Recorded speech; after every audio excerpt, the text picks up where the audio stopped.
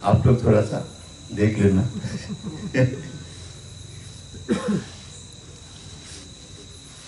माँ के पास आने के बाद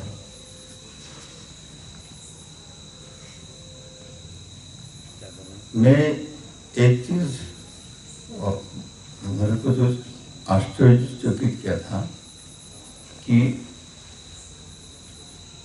माँ की जन्मोत्सव चल रहा था। 80 में पहले आया था। उस समय उसी सारे दीक्षा हुआ था मेरा। उसके बाद कुछ दिन रह कर चले गए थे।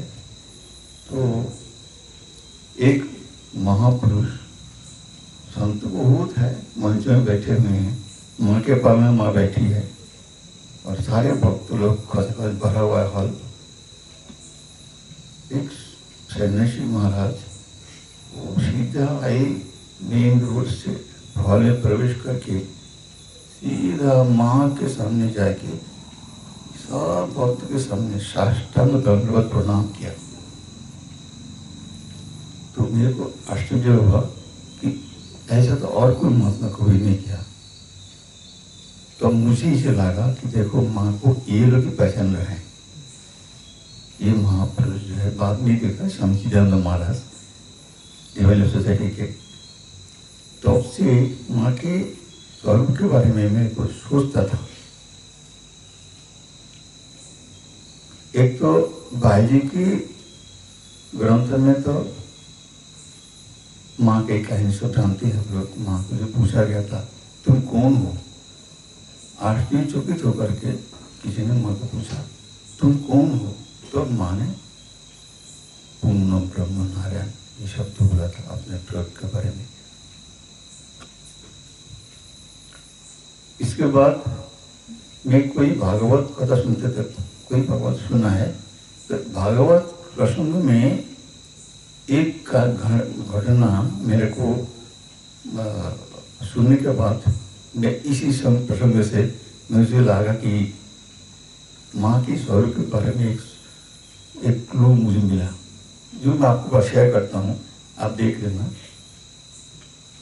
भागवत के उस घटना जो द्वारका में उनको वार्षिक यज्ञ होता है एक हर साल जलपूजित वंश का, तो वो यज्ञ चल रहा है। भगवान द्वारकाधीश वहाँ यज्ञ में बैठे हैं और उनके लिए मैं मौन होकर के वहाँ से उठ भी नहीं सकते। 3 दिन का अनुष्ठान होता है वहाँ। इतना मंत्री तो राजा महाराजा था, कितने ऋषि मुनि सब उपस्थित था, अर्जुन वहाँ भी था। इतने में एक यज्ञ के द्वार में एक ब्राह्मण वो आकर के द्वारकाधीश को बहुत अनाप शनाप बोल रहा था।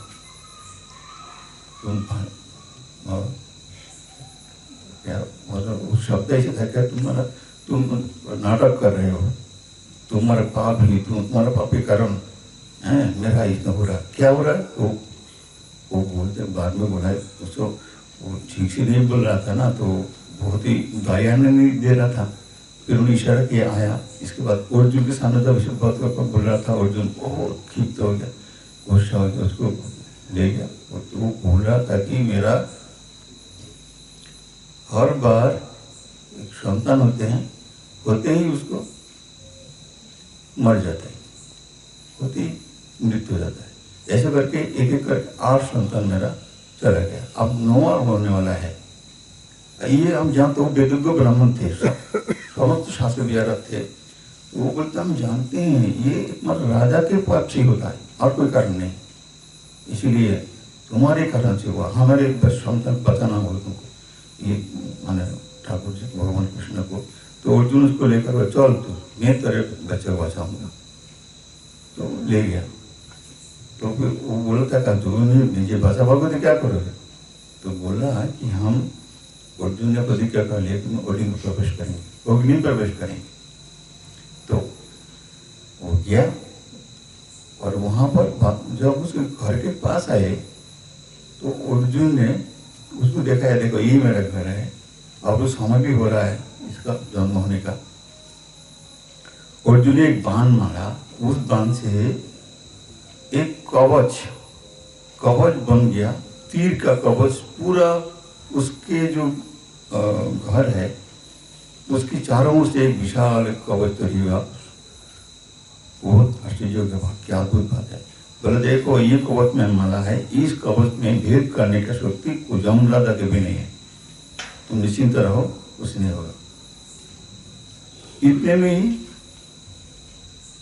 एक शिशु का क्रंदन आवाज आया और एकदम जैसे बम ब्लास्ट होता है, एकदम भीषण आवाज करके बिल्कुल सब खत्म हो गया जो कवच बनाया था। और वो एक शिशु का दिखाई दे रहा है, ज्योति से उड़ के चला जा रहा है। तो ब्राह्मण बहुत खुश, मतलब बहुत ही नाराज होकर के गालियाँ गलौज करने लगे। बहुत तो बोला तूने और बच्चे को बताया, हाँ, और अब इसमें जितने बोल रहा है अर्जुन तो शीट हेट हो गया, वो क्या करेगा। तो अब उसने पहले अब तो अपना प्रतिज्ञा कर लिया, अग्नि प्रवेश करेगा। तो अग्नि का आह्वान किया तीर से, और वहीं से स्वर्गीय पिता पांडु पिता को प्रणाम किया, माँ कुंती को, और बाकी सबको दूसरे तो कोई बात में नहीं है, विदाई ले रहा है। अग्नि प्रदक्षिणा करके इस अग्नि प्रवेश करने जा रहा है, तुरंत भगवान कृष्ण वहां आ गया कि रोक रोक, क्या कर रहे हो, अग्नि प्रवेश करने समाधान भेजेगा। तो फिर उनको ब्राह्मण को बोला तुम थोड़ा सब्र करो, और अर्जुन के लेकर के थोड़ा चले गए।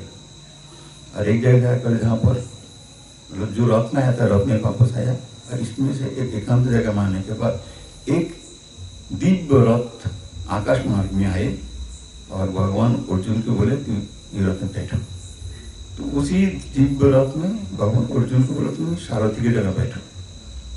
दोनों बैठ करके जब बहुत ही तीव्र वेग से रथ चलने लगा, और चलते चलते तो उसमें वर्णन आया, भगवत में वर्णन कर रहे हैं कि कितने लोग लोकांतर पार करके चले जा रहा है, चले जा रहा है, चले जा रहा है, और करते करते वो तीव्र वेग से, और ऐसे एक लोक आया पूरा अंधेरा, और उस लोक के बाद अंधेरा या तो अर्जुन घबराया, वो कैसे होगा। तो भगवान ने सुदर्शन चक्र को आह्वान किया करके, फिर सुदर्शन चक्र सामने आ गया, ज्योति की जगह हेडलाइट जैसे हो गया, रथ चले पूरा। वो लोग पूरा होने के बाद अद्भुत अपूर्व एक लोक आया, और वहां पर एक देखा कि सामने विराजमान है, एकदम कृष्ण का डुप्लीकेट है, चतुर्भुज नारायण।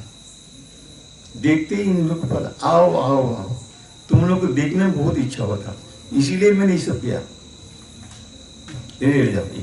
आठ संतान उनके पास है, सबको दे दिया, और वो रोड में बैठा करके भगवान अर्जुन कृष्ण चले आए, आकर ब्राह्मण को दिया।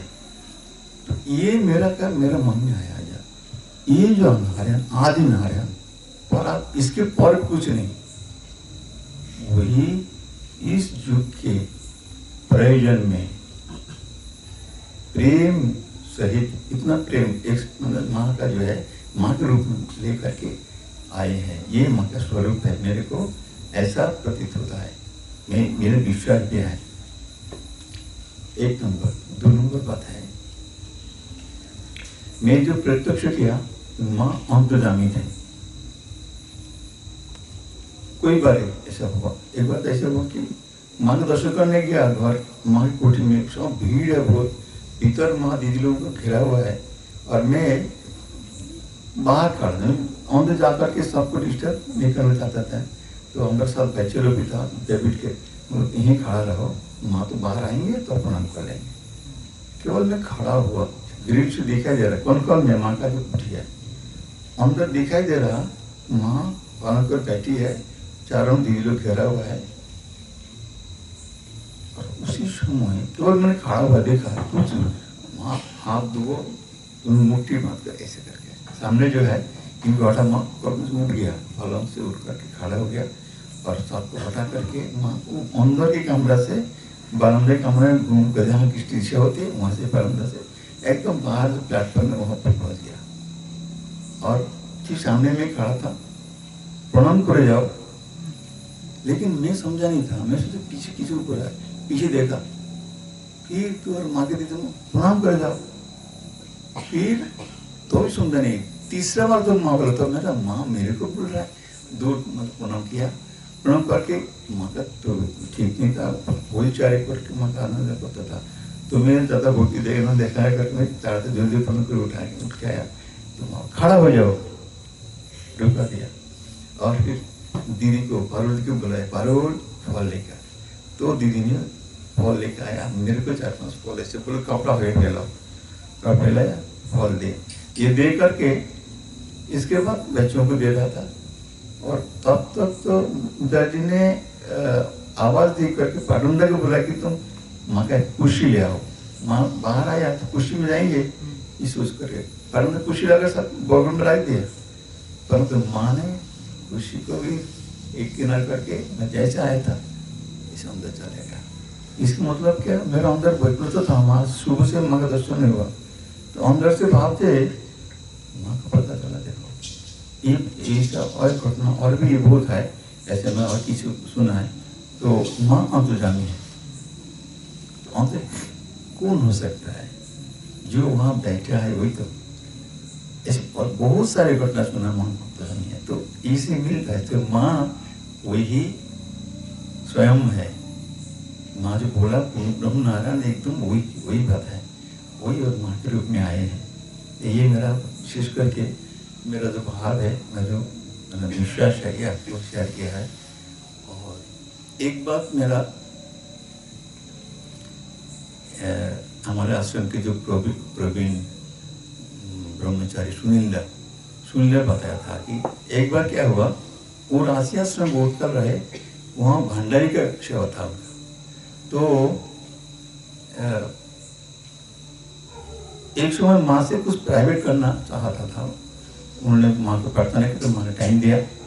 तो उन्होंने इसे बोला कि मैं माँ के पास गया तो मेरे किस प्रश्न किया था, वो उन्होंने बोला नहीं है, पर माँ का उत्तर जो वो बोल सुनो, ऐसे बोला।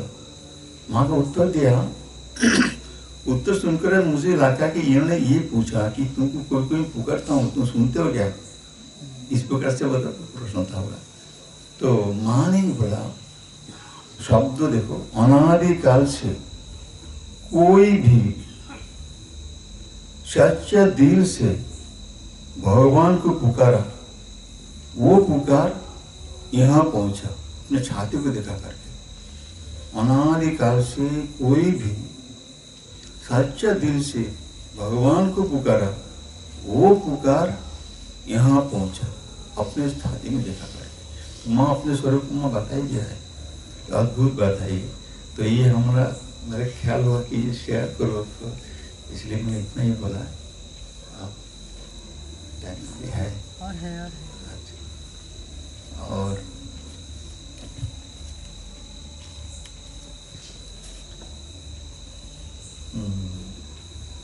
आधा हुआ और पुनः किया क्या बोलूं,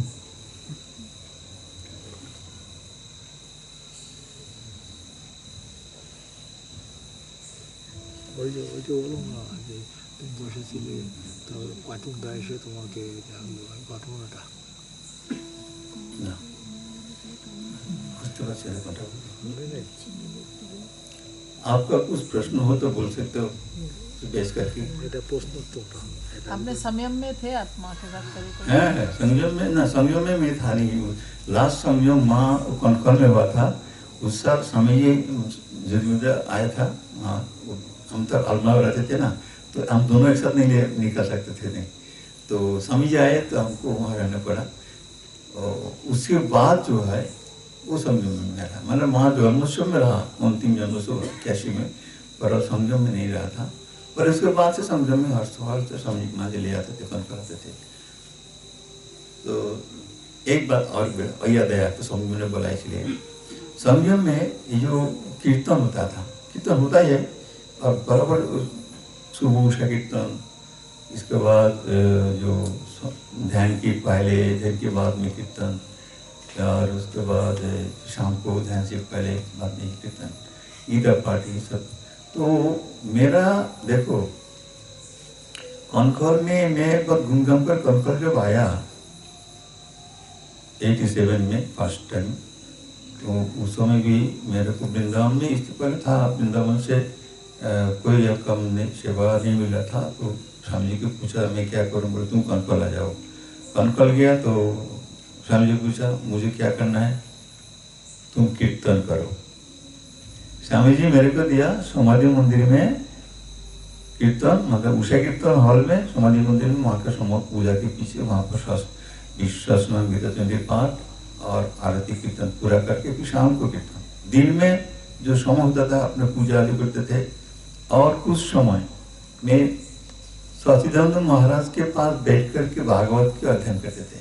उन्होंने पूरा भागवत का मूल पाठ सिखाया, और वो भागवत लेकर मैं वहाँ के समाधि मंदिर में ऑफ टाइम में करीब 11 बजे करीब वो दीदी से चाबी ले लेते थे, वहाँ बैठ करके पूरा भागवत का पारायण करते थे। कंटिन्यूस पूरा भागवत किया है, डेली 11 से 12 तक बंद होने तक मैं वो पाठ करते थे। तो ये जो मिला है ये अद्भुत बात है कि मेरे को सेवा के मिला ना कीर्तन करो, अद्भुत बात है ये। और उस समय जब संयम हो रहा है, उस समय हमारा तो ड्यूटी कीर्तन करने का, पर संयम सप्ताह के समय इतना कीर्तन है उसमें मेरा कोई चांस नहीं है। ये हमारे बच्चे मानना चलता है ना, इसलिए आपको बता रहा हूँ, पहले बार बता रहा हूँ, कभी किसी को बताया नहीं है। तो मेरा इच्छा होता था कि कुछ तो हमको दे सकता था, हे भगवान हो, गीता पाठ हो, कुछ तो हमको दे सकते, कुछ भी हमारा सांस नहीं था, हम बोलता भी नहीं था, मन में आता था। परंतु बाद में क्या हुआ, 2002 में मेरे घर से मैं कोलकाता में आगरपड़ा में वहाँ धमधम सप्ताह होता है, तो वहाँ गया था। तो स्वामी जी, भास्कर स्वामी जी हमको बुला करके नजदीक लाकर बोले देखो 31 जनवरी से भीमपुर आश्रम में संयम सप्ताह तुमको आना है।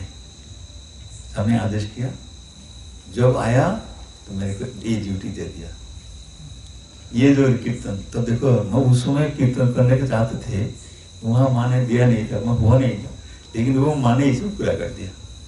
और यहाँ होती इतना साल तक हम तो 2002 से आ रहे हैं, अब तो कंटिन्यू से आ रहे हैं, एक आध बार मिस हुआ होगा।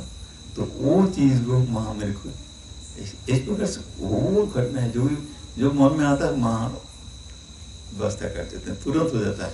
मैंने माँ का इतना ख्याल है कि माँ ने बोला ना तुम कोई भी रहे हो, एक दृष्टि तुम्हारे ऊपर हर समय है ना। और दूसरा माँ तो अंतर्जामी है, मन में जो आया तो माँ हम लोग को हर समय, हम लोग को थोड़ा सोचना, थोड़ा कल्पना करे कि माँ हमें देख रही है, साक्षात माँ बैठी है। हम लोग कल्पना करते नहीं, मेरे घर से थोड़ा कल्पना करना, माँ के बैठी ना, साक्षात माँ बैठी है।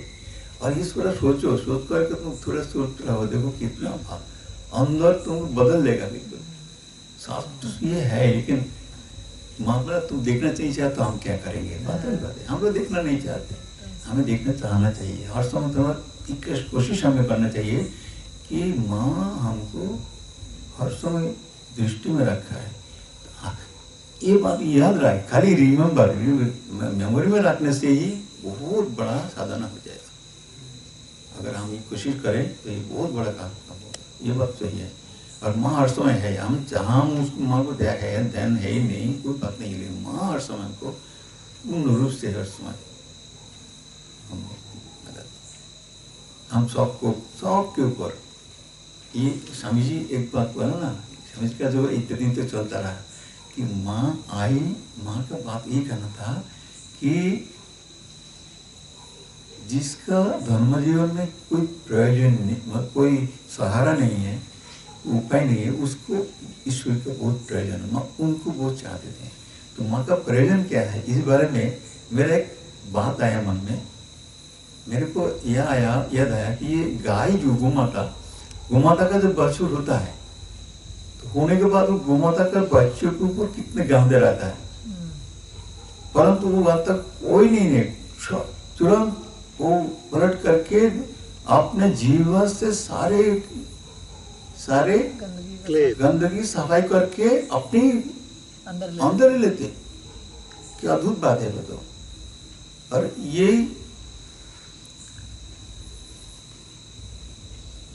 माँ हम लोग सबको जो हम लोग जो माँ के पास आए हैं ना, ये माँ हम लोग को लाया है। हम लोग कोई नहीं आया, हम लोग की जो हिम्मत नहीं है माँ के पास आने का। ये मेरे अंदर अंदर जो भावना, मेरे को कॉन्फिडेंस के साथ आता है कि कोई नहीं आया, आने का शक्ति है ही नहीं। संसार में जो विशाल जो दुर्ग है, ये दुर्ग से निकलना किसी का वश में नहीं है। मुझे लगता था ऐसा है कि प्लानिंग पहले से है, किसको कहाँ रखेगा, माँ जिसको जहाँ रखेगा उसको वहीं, जो कुछ अगर माँ वहाँ घर में रखेगा, वहाँ 100,000 कोशिश करे कभी यहाँ नहीं आ पाएगा। और माँ जिसको यहाँ रखेगा वो 1000 कोशिश कर ले वहाँ रहने के लिए, वो नहीं रह पाएगा। तो ये हमारा आना और रहना, छोड़ना ना छोड़ना, ये हमारा हाथ में बिल्कुल नहीं है। मेरे को अंदर ये होता कि माँ ही सब कटे है। इसे एक घटना, कोई 5 मिनट है ना, एक घटना सुना है कॉन्फ्रेंस में, पता नहीं ये कितना सुना है, किसी ने हमको पता है, बहुत पुराना कोई 100 सप्ताह होने वाला है। तो बहुत लोगों ने, सब लोग आ रहे हैं, दूर दूर से आ रहे हैं, एक करके शुरू नहीं होने वाला है। एक दिन पहले एक दिन तो हमारे गुरु भाई तो वो आकर के वही, मतलब माँ बैठी है, माँ स्वामी परमानंद जी और कोई बैठा है, और वो अंदर से अंदर घुसा है। और आते ही माँ माँ माँ माँ हाँ माँ आ गया, माँ आ गया। मतलब वो बहुत सारे ऑब्स्टेकल क्रॉस करके संगम में पहुंच गया।